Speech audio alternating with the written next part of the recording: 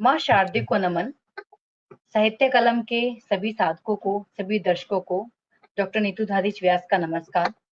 दर्शकों, आज हम फिर से लेके आए हैं हमारी संवाद की कड़ी, जो हम लोग हर गुरुवार को एक नए साहित्यकार के साथ, कभी समाज सेवक के साथ, कभी किसी अध्यापक, कभी प्रधानाध्यापक के साथ और कभी राजस्थानी और पंजाबी साहित्यकारों के साथ मिलते हैं, संवाद करते हैं, उनके बारे में जानते हैं, उनकी पुस्तकों, उनकी रचनाओं के बारे में जानते हैं। इसी कड़ी में इस बार हम लेके आए हैं हमारे साथ पश्चिमी बंगाल की डॉक्टर शशि लाहोटी जी, जो कोलकाता से हैं और बहुत बड़ी डॉक्टर साहित्यकारा नहीं हूँ हैं। मैं, डॉक्टर शशि, नहीं आपका हूँ, बहुत-बहुत साहित्यकार। स्वागत है। बहुत-बहुत अभिनंदन आपका। ये जो हम्म। है हमारा सौभाग्य है कि आज आप इस मंच पर आई और जो है आपने इतना कीमती समय हमें दिया। और इसी के साथ हम लोग अपना कार्यक्रम शुरू करते हैं। जैसा कि आप जानते हैं, शशि लाहोटी जी जो है एक जानी-मानी हस्ती हैं। वो कोलकाता में रहती हैं और जो शशि लाहोटी जी जो है साहित्य के क्षेत्र में काफ़ी अच्छे कार्य कर रखी हैं। आपने इनकी कवि रचनाओं को हमारे जो है जिस न्यूज़ पे भी आपने देखा होगा इनकी रचनाओं को और काफ़ी जो है सम्मानित रही हैं। तो इनका क्या सम्मान रहा है और इनको जो किन-किन मंचों से जुड़ी हुई हैं या किस तरह के कार्य करती हैं? आइए हम शशि लाहोटी जी के मुख से ही जानते हैं। शशि जी, आपका बहुत-बहुत स्वागत है हमारे मंच पर। फिर से मैं स्वागत करती हूँ और सबसे पहले मैं आपका जानना चाहूँगी जीवन परिचय। आप कहाँ से हैं मूल रूप से और आपकी शिक्षा दीक्षा कहाँ से हुई है और आप जो है किस क्षेत्र में कार्य कर रहे हैं? शशि जी। बहुत-बहुत धन्यवाद। सबसे पहले तो मैं माँ शारदे को नमन करती हूँ और आपका हार्दिक आभार व्यक्त करती हूँ कि इतने उत्कृष्ट पटल पे आपने मुझे आमंत्रित किया और मुझे अवसर दिया। और कुछ भी करने से पहले मैं गणेश जी के नाम से 2 पंक्ति कहना चाहूँगी कि दूर करो सब दोष गजानन, भक्त सभी अरदास करे, विघ्न विनाशक कष्ट हरो सब, दर्शन लोचन नीर भरे। काज नया मन में करने शुभ, भार लिए सब लाभ धरे, देख खड़े गणनायक द्वारज, आस भरे बड़ भाग वरे। तो गणेश जी के चरणों में वंदन करती हूँ। और आपने पूछा तो मेरा बचपन जो है राजस्थान में बीता है और राजस्थान में भी एक छोटे से गांव में बीता है। तो वहीं से मेरी शिक्षा हुई है और फिर आगे की शिक्षा सीकर एक जिला है वहां पर हुई, वहां कॉलेज हुआ, एमए किया मैंने, एमए इकोनॉमिक्स में। और उसके बाद से मैं शादी हुई तो उसके बाद से मैं कलकत्ता हूँ। तो बस यही है मेरा छोटा सा परिचय। बेसिकली मेरा गांव में ज्यादा बचपन बीता है। बहुत सुंदर।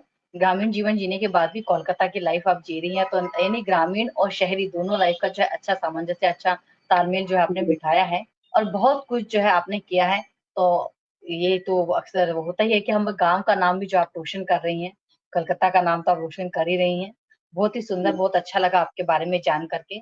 मैं जानना चाहूँगी कि आपने जैसे देखा आपके परिचय में कि आपको कई सारे साहित्यिक पुरस्कार मिले हैं और कई सारी आपकी उपाधियाँ भी मिली हैं।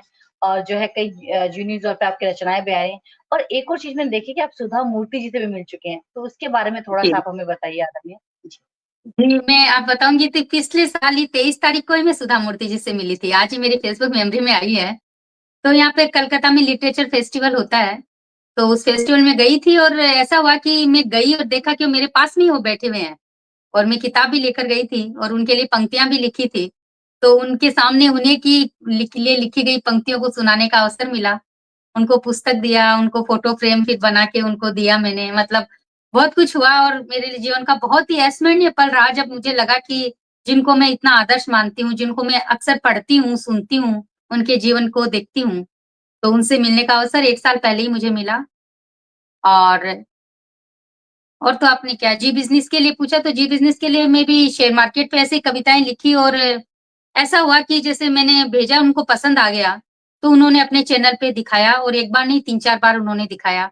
एक बार हिंदी मुहावरे और जी बिज़नेस के ऊपर कुछ लिखना था, शेयर मार्केट पर लिखना था, तो मैंने ऐसे ही हिंदी दिवस था तो मैंने लिख कर के भेज दिया था और मुझे पता ही नहीं वो उस दिन दिखाया गया है और उसके 1 डेढ़ महीने बाद मुझे किसी ने बताया कि क्या बात है शशि, तुम जी बिज़नेस से आई? मैंने कहा कब आई? तो बोला कि तुम्हारा हमने देखा। तो मैंने सर्च किया तो देखा अरे मेरा आया हुआ है। तो कभी-कभी ऐसा लगता है कि अपने काम करते हैं और उसका फल बहुत दिनों बाद मिलता है, बहुत दिनों बाद पता चलता है। तो बस ऐसे ही लिखती रहती हूँ और कहीं-कहीं पहुँच जाती है। ये भगवान की कृपा समझती हूँ, माँ शारदे की कृपा समझती हूँ, कि उनकी कृपा से लिख पाती हूँ और फिर ऐसा होता है कि कहीं आगे पहुँच भी जाती है वो। जी। बहुत सुंदर शशि जी। वही है ना कि आप प्रयास करती हैं तो कहीं न कहीं सफलता जो आपको ढूँढ ही लेती है। वो किस्मत के भरोसे बैठने वालों को कुछ नहीं मिलता, मेहनत करने वालों को सब कुछ मिलता है। बहुत सुंदर। अब शशि जी मैं जानना चाहूँगी कि आपकी एक नई किताब अभी छपी है, तो आप जो है किस विधा में ज़्यादातर लिखती हैं? कौन-सी विधा आपको ज़्यादातर पसंद है? और आपकी जो नई किताब है वो किस विधा में लिखी गई है? और उसको लिखने के जी, पीछे उद्देश्य आपका क्या रहा है? जी। जी। मेरी नई किताब है, उसका ये है क्या छिपा संदूकची में, ये मेरी नई पुस्तक है। तो नई क्या पहली बहुत पुस्तक ही सुंदर। है। और ये कविता जब मैं लिखने लगी थी कब रचनाएँ, तो लिखते-लिखते कभी मेरे मन में नहीं था कि मैं किताब प्रकाशित भी करवाऊँगी क्या? मेरे को लगा रचनाएँ हैं इतनी भी कोई अच्छी थोड़ी होगी या कोई किताब में प्रकाशित होने योग्य थोड़ी होगी, ऐसे ही सोच रही थी। फिर सोचते-सोचते अचानक मेरे को मेरा 50th बर्थडे आ रहा था। तो मेरे को ऐसे दिमाग में आया कि इतनी सारी कविताएँ तो हो गई और लोग बोलते भी हैं कि अब किताब छपवा लो, लोग उत्साहित करते हैं, मिलते हैं, अरे इतनी रचनाएँ हो गई, किताब प्रकाशित करवा लो। तो मुझे लगा क्यों ना मैं अपने आप को अपने ही 50th बर्थडे पे ये किताब प्रकाशित करवा के गिफ्ट करूँ। तो ये आइडिया मेरे दिमाग में आया तो उसके बाद में मैंने इस पे काम करना शुरू किया और जब काम शुरू करते हैं तो हो ही जाता है। तो इस समय जब मैंने इस किताबों में लिखा तब मेरी मुक्त विधाई थी, मैं कभी छंदों में लिखी नहीं थी। तो सारी मेरी भावनाएँ हैं सब तरह की और किताब मैंने एक स्पेशल अंदाज में लिखा है, इसको 7 भागों में विभाजित किया है। इसको भी मैंने एक स्टोरी के जैसे क्रिएट किया है। हर व्यक्ति के जीवन में अलग-अलग पार्ट होते हैं, बचपन, युवावस्था और कॉलेज लाइफ और फिर शादी के बाद, फिर जीवन में त्योहार होते हैं और कई अंत में आध्यात्म आता है, रिश्ते होते हैं। ऐसे करके मैंने 7 भागों में इसको बाँटा है और हर एक भाग में 11 कविताएँ मैंने लिखी है। और ऐसे करके मैंने इसको एक स्टोरी के जैसे क्रिएट किया, लोगों को द्वारा पसंद भी बहुत की गई क्योंकि इसमें एक अलग भई जिसको बचपन पढ़ना और बचपन में मतलब ये होगा कि आपको हर तरह का बचपन दिखाई देगा। एक खुशनुमा बचपन भी, आज का बचपन भी, एक अनाथ बच्चे का बचपन भी, मतलब बचपन का जितने आपके रूप हो सकते हैं, कल्पना कर सकते हैं, वो 11 भाग मैंने इसमें लिखे हैं। इस तरह से हर तरह की मैंने रचनाएँ लिख के इसको किया है तैयार। बहुत जी। सुंदर, बहुत सुंदर। हम चाहते हैं कि आप इस किताब में से कोई भी एक जो है रचना हमें सुनाएँ, फिर हम कार्यक्रम को जी। आगे बढ़ाते हैं। जी, मैं इसका जो शीर्षक है क्या छिपा संदूकची में, वही मैं बताती हूँ कि ये किताब मेरी पूरी तैयार हो गई थी, लेकिन मुझे ऐसे लग रहा बहुत था कि सुंदर। शीर्षक क्या रखूँ? और शीर्षक रखने के लिए कुछ नहीं मिल रहा था। फिर एक दिन अचानक एक कविता मेरे से लिखी गई और मुझे लगा कि यही इसका पर्याप्त प्रॉपर शीर्षक होना चाहिए। तो मैं इसकी यही कविता आप लोगों के सामने रखती हूँ, जो बहुत पसंद भी की गई है, कि देखती थी संदूकची एक दुछत्ती के ऊँचे आले में, देखती थी संदूकची एक दुछत्ती के ऊँचे आले में, दादी रखती बड़े जतन से, हीरे हो कोई प्याली में। क्या छिपा संदूकची में है कौन सा अनमोल खजाना, मिला अवसर एक दिन मुझे, अद्भुत धरा था नजराना। कुछ काले मोती निजरिया के, मुझे संदीकची में क्या क्या दिखाई देता है वो देखिए कि कुछ काले मोती निजरिया के नानी ने भिजवाए थे, नजर न लगे नातिन को काले धागे में पिरवाए थे। एक छोटी पायल जो लाडो के पाँव में पहनाई थी, खो गई थी दूजी पायल संदूकची में तब आई थी। एक बड़ा सा बटन दिखा, एक बड़ा सा बटन दिखा दादा के अचकन का था, जब खोलती दादी इसको हाथों से सदा सहेजा था। कपड़े वाली गुड़िया थी बचपन में जिससे खेली थी, क्यों संजो रखी दादी ने उसको बनी एक पहेली थी। पहला अक्षर लिखी हुई वो कागज पर्ची देखी थी, कितने सालों की समाई यादें आंखें मेरी भीगी थी। मैंने भी रखी संदूकची, मैंने अपनी दादी की संदूकची से प्रेरित होकर मैंने एक संदूकची रखी है और मेरी संदूकची कैसी है कि मैंने भी रखी संदूकची, उसमें स्वर व्यंजन डाला है, जैसे भाव उड़ते मन में उन शब्दों को निकाला है। छिपा इसमें शब्द भंडार उछल उछल वह आते हैं, सस्ते कोरे कागज पर रचना रच कर जाते हैं। क्या छिपा संदूकची में रहस्य न अब पुराना है, एहसासों की बनी पोटली माँ शारदे का खजाना है, माँ शारदे का खजाना है। तो मैंने इसी पुस्तक को डेडिकेट करते हुए कविता लिखी थी और आप लोगों के बहुत सामने रखी सुंदर, है। जी। बहुत सुंदर शशि जी, बहुत सुंदर आपकी रचना। और वाक़ई जो है आपकी किताब का शीर्षक बड़ा अच्छा है, क्या छिपा संदूकची में, बहुत सुंदर। तो और शशि जैसे जी आप इसमें मैंने ज़्यादातर आपको किस बताया ना, जी, अक्षर निकलते हुए आते हैं तो इसमें संदूकची में से आपको अक्षर निकलते हुए दिखेंगे। हाँ, एक-एक अक्षर बढ़िया निकल रहे हैं, संदूकची से बाहर आ रहे बहुत हैं लाइव। सुंदर। जी, जी। बहुत सुंदर। तो शशि जी आप जो है ज़्यादातर किस विधा में लिखना पसंद करती हैं? ये शुरू में तो मैं ये छंद मुक्ति लिखती थी, तुकांत मिला दिया, कविता हो गई, बस इतना ही मेरे को ज्ञान ही इतना ही था। मुझे पता लगता था कि कविता बस यही होती है। लेकिन धीरे-धीरे लोगों से जुड़ी, अनेक मंचों से जुड़ी तो पता चला कविताएँ तो छंदों में लिखी जाती है, छंद का ज्ञान होना बहुत ज़रूरी है। तो इन दिनों मैंने बहुत सारे छंदों में लिखे हैं, मदगयन छंद, ये दोहा, चौपाई, मुक्तक, हर तरह के छंद में मैंने अभी इन दिनों रचनाएँ लिखी है। और अभी मैं अधिकतर रचनाएँ छंदों में लिखना ही ज़्यादा पसंद करती हूँ, इसलिए मेरी रचनाओं की संख्या कम हो गई। पहले तो मैं कुछ बहुत भी बस बना के लिख दिया, भेज दिया। अब छंदों में लिखती हूँ तो समय लगता है, शब्द चाहिए, मात्रा, भार देखना पड़ता है, बहुत चीज़ें होती है। आप भी जानती होंगी छंद में तो हाँ, हाँ। रचनाएँ कम होती है, लेकिन मुझे लगता है अगर 2 पंक्ति भी मैं छंद में लिख दी, एक दोहा भी एक दिन में लिख पाई, तो वो सार्थक रचना हो गई। तो इन दिनों मैं छंदों में तो अधिक हम लिखती हूँ। जी, बहुत सुंदर। शशि जी, हम चाहते हैं कि आप अपनी कोई एक छंदमय कविता अगर बता सकें, गा सकें तो? जी। हुँ। मैं बताती हूँ छंद में आपको। जैसे मैं कुछ दोहे रख देती हूँ छंद में ही जी, कि जी, अपने स्वागत है। हाँ, जैसे परिवर्तन पे मैंने कुछ दोहे लिखे थे कि जी, शीत शरद सावन शिशिर नाना ऋतु के नाम प्रकृति रंग बदली करे धारे नव परिधान धारे नव परिधान। बहुत और सुंदर। ये परिवर्तन पे ही होगा कि परिवर्तन इतना हो गया कि दुनिया मुट्ठी में हो गई। अब अपने दोनों बैठ के बातें कर रहे हैं, वो भी एक तकनीकी टेक्निक जी, बढ़ गई। तो उसपे लिखा था कि दुनिया मुट्ठी में हुई, पल में होती बात, मुखड़ा भी अब देख ले, तकनीकी सौगात, तकनीकी सौगात। वाह! और एक परिवर्तन पे 2 दोहे मैं और रखना चाहूँगी जो जी, आजकल के स्वागत जो है। बच्चों के संस्कार या बच्चों का व्यवहार बदल रहा है उस पर कि बदल समय कैसे रहा बच्चों का व्यवहार हुए बड़े जिस गोद में वही लगे अब भार वही लगे अब भार। तो और अंतिम कि सब कुछ बदल गया लेकिन एक चीज है वो कभी नहीं बदली है और ना बदलेगी, वो है श्रीमद् भागवत का गीता ज्ञान जो अपने बोलते हैं। बहुत तो सुंदर। अंतिम जी, मेरा इस परिवर्तन पे अंतिम दुआ मैंने यही लिखा था कि गीता के उपदेश का कर लो मन से ध्यान, युग कितने बदले गए शाश्वत इसका ज्ञान, शाश्वत इसका ज्ञान। तो ये कुछ दोहे थे जो मैंने लिखे थे और कई बहुत दोहे सुंदर, लिखे हैं लेकिन अभी समय सीमा है अपनी। जी। बहुत सुंदर, बहुत प्यारी हुई। मैं ये जानना चाहती हूँ शशि जी से, आपने ये जो है अपना कवि का, साहित्य का जो जीवन है, कब से शुरू किया? जी। जी, मैं ये मैंने को और भी कई लोगों ने पूछा मैं इसको जब पीछे मैं जाती हूँ, तो मुझे लगता है बचपन में तो कभी मैं पढ़ने का बहुत शौक था लेकिन कभी भी कलम पेन मैंने नहीं उठाया और कभी भी नहीं लिखा। जब मेरे शादी हो गई, बेटा हुआ और क्लास 1 में जब वो पढ़ता था, तब वो उसकी मैगज़ीन में कुछ लिखना था, उसमें छपती है, तो मैंने बच्चों की जैसे बाल कविता होती है 4-5 लाइन उसको लिख कर दी, मैंने कहा चलो तुम भी मैगज़ीन में दे दो और वो प्रकाशित होके आ गई।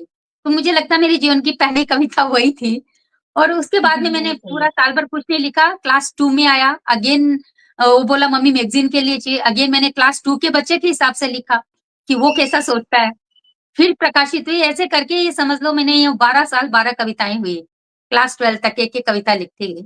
और बीच-बीच में किसी की एनिवर्सरी, हैप्पी बर्थडे या कुछ ऐसे होता है, तो मैं कविताओं में लिख-लिख के कहीं-कहीं ब बोल के सुना देती किसी के जन्मदिन पर या कुछ ऐसे एनिवर्सरी पे, तो लोगों को पसंद आने लग गई। और प्रॉपर तरीके से मैंने लिखना तो कोविड में शुरू किया। कोविड में काफ़ी समय ओह! था और एक जैसे अपने आप को देखने का, अपने आप को टटोलने का काफ़ी समय मिला कि हम क्या हैं, खुद को पहचानने का समय मिला।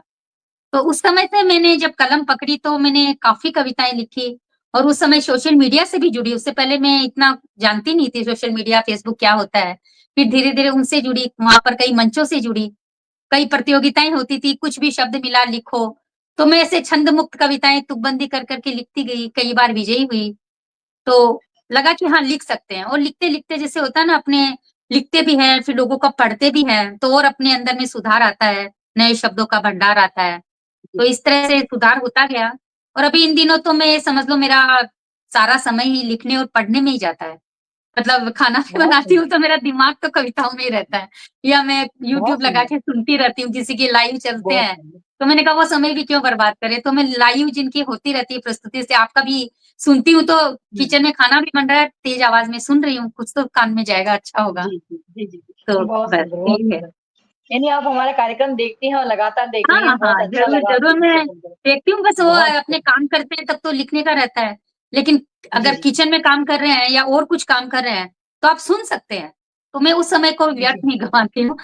खानों में अच्छा हाँ, जाएगा, तो बहुत बाद में सुंदर। अपना अच्छा सुनेंगे, अच्छा लिखेंगे। जी, जी, सुंदर। जी, ये चीज़ मैंने देखा है कि कोरोना में कहीं पर जो है ज़िंदगी में कहीं जो है बदलाव आए हैं, कहीं ज़िंदगियाँ खराब हुई है, तो कहीं जो है ज़िंदगियाँ सँवरी भी हैं। जैसे हम लोग ले जी। सकते हैं कि कोई बोले कि कोरोना में एक समय बर्बाद हुआ या कोरोना में हुँ, कुछ हुँ। कर नहीं पाए। तो हम लोग हुँ, जो है हुँ। आप एक तरह की प्रेरणा स्रोत हैं, शशि लाहोटी जी से आप लोग प्रेरणा ले सकते हैं कि कैसे कोरोना के समय में उन्होंने खुद को पहचाना और खुद अपनी एक पहचान बनाई और आगे बढ़ी। जी। मैं एक चीज़ और जानना चाहती हूँ कि जब भी हम ज़िंदगी में कुछ नया शुरू करना चाहते हैं, तो मुश्किलें बहुत आती हैं, कठिनाइयाँ बहुत आती हैं। तो आपको किस तरह जी। की मुश्किलों का सामना करना पड़ा होगा? मुझे लगता है मुझे कठिनाई आई नहीं, मुझे तो अच्छे से अच्छे लोग मिलते गए और मेरे को आगे बढ़ाते गए। कभी ऐसा नहीं लगा कि कठिनाइयाँ आई है। मेरे को लिखते हुए देखा तो किसी ने बोला तुम यहाँ पर जुड़ो, यहाँ के लिए लिखो। ये मैसी समाज का बहुत प्रोग्राम है, सुंदर। तुम यहाँ के लिए लिखो। मतलब लोग मुझे आगे से आगे बताते गए। कई लोग सिखाने वाले मिले कि नहीं तुम अब ऐसे लिख रही हो तो तुम इसको इस तरह से लिख सकती हो, यहाँ तुम ये बदलाव जी, कर सकती हो। तो मुझे कभी कठिनाई जैसे समझ के कभी नहीं आई और हमेशा प्रेरणा ही बहुत मिलती रही। ऐसे लगता है कि अच्छे-अच्छे लोग जुड़ते जा रहे हैं। अलग-अलग जगह से पूरे भारतवर्ष से ऐसे लगता है लोग जुड़ते हैं, कोई कुछ बोलता है, कोई बहुत कुछ सुंदर। सिखाता है, कोई अपना मंच देता है, कोई बुलाता है, जैसे आप हैं, तो आपने एक कदम मुझे जी, आगे जी। बढ़ाया इस मंच के माध्यम से। जी, जी। तो मुझे तो कभी ऐसे महसूस नहीं हुआ कि कठिनाइयाँ आई और मैंने कोई ऐसा डिसाइड भी नहीं किया मुझे ये करना, ये मिलना चाहिए। मुझे जो मिल रहा है उसी को आनंद ले रही हूँ। तो कठिनाई तो तब आती है या निराशा तब लगती है जब अपने कुछ एक टारगेट निश्चित कर लेते हैं, मुझे तो ये चाहिए ही चाहिए और वो नहीं मिलती है तो लोगों को लगता है। तो मैं तो ये एक जर्नी समझती हूँ, यात्रा है। यात्रा का आनंद लिए जा रही हूँ, तो कठिनाई बहुत बिल्कुल भी सुंदर, नहीं आ रही है, मुझे अच्छा लग रहा है बस। बहुत सुंदर, बहुत सुंदर, बहुत सुंदर। अब मैं चाहती हूँ कि अपनी एक और जो है छंद में कोई भी कविता या छंद के साथ कोई भी एक रचना जो है ज़रूर सुनाइए। जी, मैं एक छोटी-सी रचना रखती हूँ, जैसे अब अपना 26 जनवरी भी आ रहा है, तो मैं अपने जी, हिंदुस्तान जी। पे एक रचना स्वागत। रखती हूँ। जब अपने दे बहुत बात कर रहे सुंदर। हैं तो देश की बात तो जी, होनी स्वागत। चाहिए, तो मैं मेरे जी, देश की स्वागत। झाँकी, हिंदुस्तान की झाँकी आप लोगों के सामने कविता से रखती हूँ, कि देखो, जी, देखो, देखो ये मेरा हिंदुस्तान है। देखो, देखो, देखो ये प्यारा हिंदुस्तान बहुत है। सुंदर। और कैसा है मेरा हिंदुस्तान कि वेदों की ऋचाएँ गूँजे 18 पुराण है। वाह! रामायण महाभारत काव्य महान है। वाह! ग्रंथों का भंडार यहाँ भरा अथाह ज्ञान है। देखो, वाह! देखो, देखो ये मेरा हिंदुस्तान है। बहुत सुंदर, बहुत और सुंदर। यहाँ के ऋषि मुनि बताती हूँ कि परहित ऋषि दधीच ने किया अस्थि दान है। सत्य हेतु हरिश्चंद्र स्वयं हुए नीलाम है। वचन बहुत रक्षा सुंदर। के लिए वचन रक्षा के लिए वन गए श्री राम है। देखो, देखो, देखो ये मेरा हिंदुस्तान है। बहुत सुंदर, और जब बहुत मैंने सुंदर। ऋषि मुनि की बात की है तो नारियों को कैसे मैं छोड़ सकती हूँ। तो जी, यमराज को जीत पाई सावित्री की साधना। साध्वी अनुसुया झूलावे त्रिदेव पालना। वाह! गार्गी अकबर लक्के के गार्गी अकबर लक्के के संवाद जग विख्यात है। देखो, देखो, देखो ये मेरा हिंदुस्तान जी, है। देखो, बहुत सुंदर। देखो, देखो ये प्यारा हिंदुस्तान है। कविता बहुत लंबी है लेकिन अंतिम बंद रखती हूँ कि वसुधैव कुटुंबकम बना विश्व कीर्तिमान है। एक नारा गूंजे जय जवान जय किसान है। तिरंगा लहराए तो तिरंगा लहराए तो जनगण मन गान है। देखो, देखो, देखो ये मेरा हिंदुस्तान है। बहुत सुंदर, देखो, बहुत देखो, सुंदर। देखो ये प्यारा हिंदुस्तान है। बहुत बड़ी है बहुत कविता। सुंदर गन एक बहुत पंद्य सुंदर। थी। जी, जी, बहुत सुंदर आपने रचना लिखी है, वाक़ई भारत की जो संस्कृति की जो आपने वर्णन किया है, भारत की महानता का जो वर्णन किया है, बहुत ही सुंदर तरीके से किया है और वो भी आपने जो है ऐसा लगता है जैसे आपके कंठ में सरस्वती विद्यमान है। बहुत ही सुंदर जी, तरीके से आपने इसको गा कर के धन्यवाद। प्रस्तुत किया है। बहुत सुंदर। हुँ, अब मैं फिर से लौटना चाहूँगी आपकी किताब की ओर कि एक जी। संदूक जो आपने जो है किताब लिखी है संदूकशिया, हुँ, उसमें भी हुँ। आपने बोला कि आपने रिश्तों पर जो रचनाएँ लिखी हैं, है ना? हर हाँ, युवा वर्ग के लिए आपने जो रचनाएँ लिखी हैं। तो मैं चाहती हूँ कि हाँ। रिश्तों से संबंधित आप कुछ जो है हमें बताइए। जी, मैं देख के तो बताती हूँ। रिश्तों को किस तरह से आपने जो है इसमें जो है बताया है रिश्तों को, किस तरह से आप क्या हुँ, संदेश हुँ। देना चाहती हैं इन रचनाओं के माध्यम से? जी, मैं इसी किताब से ही पढ़ के सुना देती हूँ। जी। हुँ,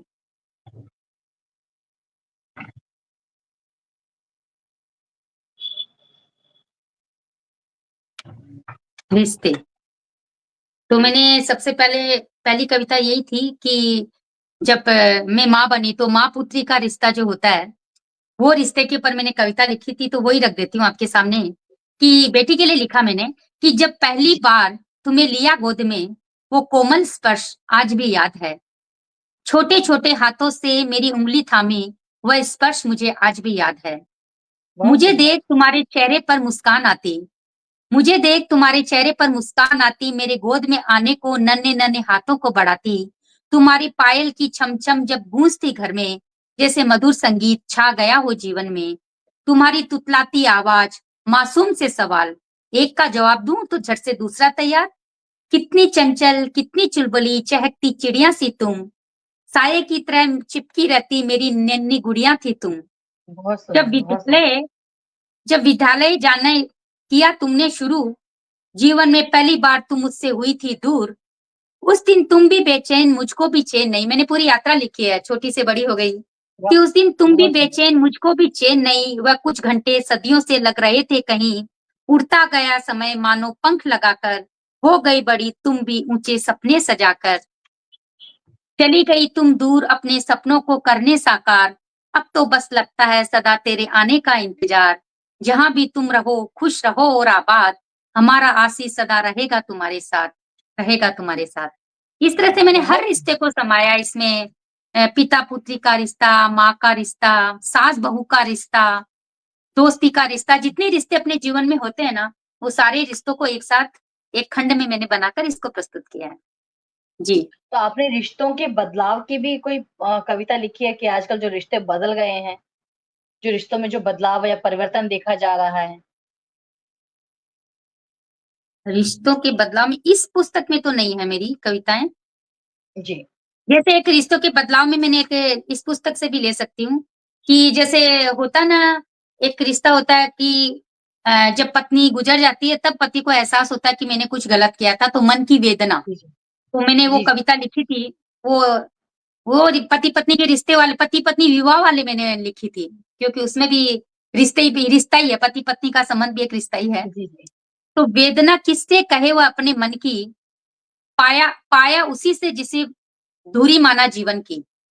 एक और नारी के मन की बात है। हर पल अपमान का घूंट वह पीती है, घुट-घुट मरती, जैसे-तैसे वह जीती है।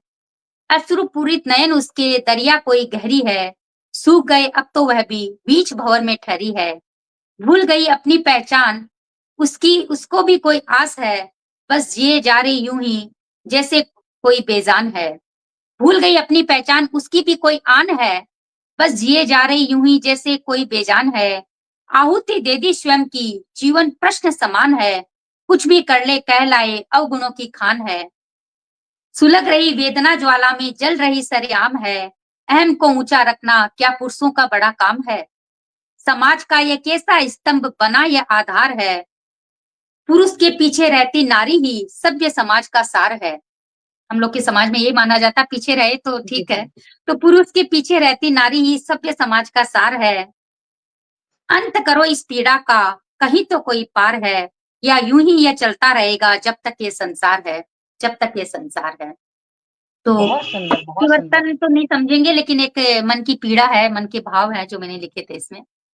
नहीं, बहुत जी, सुंदर है आपकी रचना। ये एक तो है आपने नारियों की पीड़ा भी बताई और एक रिश्ते में जो होता है ना कि एक मीठा रिश्ते में जो कड़वाहट आ जाती है, गढ़वाता। उसका आपने जी। बताया कि किस तरह जो है नारी जो है जीती उस रिश्ते को फिर भी। तो हुँ, बहुत हुँ। सुंदर आपने रचना बताई। एक मैं चीज़ पूछना चाहूँगी कि आजकल के हमारे जो है देखा जाए भारत में भी हो रहा है कि अंग्रेजी साहित्य अगर देखा जाए तो हिंदी साहित्य हमारा बहुत समृद्ध है। फिर भी जो है आजकल लोग अंग्रेजी की होड़ लगी हुई है। तो ऐसे में आप हिंदी साहित्य को किस रूप में देखती हैं? क्या आपको लगता है कि इसका आगे कोई भविष्य है या आने वाली पीढ़ी उसको लेकर के जा सकेगी? जी, आपने बहुत ही अच्छा प्रश्न किया है। पहले मुझे भी ऐसा ही लगता था कि जो आज की युवा पीढ़ी समझ लो कि मैं अपने ही बच्चों को लेती हूँ इस पीढ़ी में कि वो इंग्लिश बुक फटाफट खरीदते पढ़ते रहते हैं, इतने मोटे-मोटे नॉवल यूँ 2 घंटे में खत्म कर देते हैं। लेकिन अभी मैं कुछ मंचों से ऐसे जुड़ी हूँ और ये ओपन माइक्स में जाती हूँ मैं अधिकतर। तो ओपन माइक्स में जस्ट आप समझ लो 18 से लेके 25-30 साल के लड़के-लड़कियाँ ही होते हैं। मैं भी जाने लग गई, मुझे अच्छा लगता है वहाँ जाके अपनी कविता सुनाती हूँ। तो वहाँ पर मैंने देखा यंग जनरेशन और अधिकतर हिंदी में ही पढ़ रही है और हिंदी में ही सुना रही है। यूँ डायरी अपनी लेके आते हैं और यूँ पढ़ के सुनाते हैं। साहित्य आज तक चैनल में यहाँ पर होता है, वहाँ पर मैं अधिकतर देखती हूँ यंग बच्चे इतने सुंदर हिंदी में वो लिख रहे हैं और पढ़ रहे हैं। अभी एक प्रतियोगिता होती है हमारे यहाँ पर, उसमें स्कूली बच्चे हिंदी की कविताएँ जो अपने लेखक हैं बड़े दिनकर जी की, इनकी सबकी कविताएँ कंठस्थ करके बहुत सुंदर तरीके से वो सुना रहे हैं और कुछ-कुछ बच्चे तो स्वरचित भी सुना रहे हैं। तो उनको जब मैंने देखा तो मैंने वहाँ पर बोला भी कि आप लोगों को देख के मुझे लगता है कि हिंदी हमारी सुरक्षित है। जब मैंने ये सेंटेंस बोला तो खूब तालियाँ बजी क्योंकि वो सच में मुझे उस समय लगा कि नहीं, मेरे को ऐसे लगता था कि अब नई जनरेशन नहीं कर रही है, लेकिन अभी भी जो मदर्स हैं वो अपने बच्चों को हिंदी सिखा रही है। और कुछ तो दोनों विरोधाभास तो हमेशा ही रहा है हिंदी इंग्लिश के अंदर। लेकिन ऐसी बात नहीं है, मुझे लग रहा है कि हिंदी को अभी पिछले 2-4 सालों में तो और अधिक बढ़ावा मिला है। हिंदी को मंच मिल रहा है, हिंदी को सम्मान मिल रहा है। हर परीक्षा में हिंदी का भी पहले सीए की परीक्षा हिंदी में नहीं होती थी, आप देखेंगे अब हर परीक्षा में हिंदी प्रश्न पत्र होता ही है, ये ऑप्शन आने लगे हैं। तो ये सब चीज़ें हैं तो मुझे नहीं लगता हिंदी खतरे में है और अब समृद्ध हाथों में जा रही है नई जनरेशन आप मैं आपकी बेटी को ही देखती हूँ। तो अब नई जनरेशन आ रही है ना हिंदी में, तो ऐसे-ऐसे कुछ भी नगीने आगे आ जाएँगे तो हिंदी को बहुत आगे लेके जाएँगे। तो मेरे हिसाब से ऐसा कुछ भी नहीं है, मुझे अच्छा ही लग रहा है। बहुत सुंदर, बहुत सुंदर। आप अपनी कविताओं के माध्यम से या अपनी रचनाओं के माध्यम से या अपनी पुस्तक के माध्यम से आज की युवा पीढ़ी को क्या संदेश देना चाहेंगी? इस समाज को क्या संदेश देना चाहेंगी? जी। मैं इसके लिए मैं आपको एक छोटी-सी वो सुनाना चाहती हूँ, मैंने रखा था। जी। देखती हूँ मैं।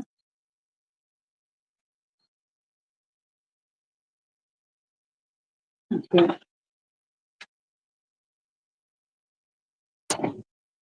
हाँ, तो उस पर मैंने कुछ एक मुक्तक लिखा था कि व्यक्ति के अंदर किसी भी बच्चे के अंदर अधिक कला है, यदि उसमें गुण है, तो उसको जीवन दुनिया की कोई भी ताकत रोक नहीं सकती है, बस उसे अपने कदम को आगे बढ़ाना होगा। तो एक आशावादी रूप में एक मुक्तक लिखा था कि सूर्य के दिव्य प्रकाश को रोक न कोई पाता है। कितना भी तेज हो, कितना भी बादल आ जाए, अंत में सूरज अपना तेज दिखाई देगा। तो सूर्य के दिव्य प्रकाश को रोक न कोई पाता है और कांटों से घिरकर भी गुलाब खिल ही जाता है। जो घबराते बाधा उसे मंजिल कहाँ उन्हें मिलती, आग में तपकर ही तो कुंदन में निखार आता है, आग में तपकर ही तो कुंदन में निखार आता है।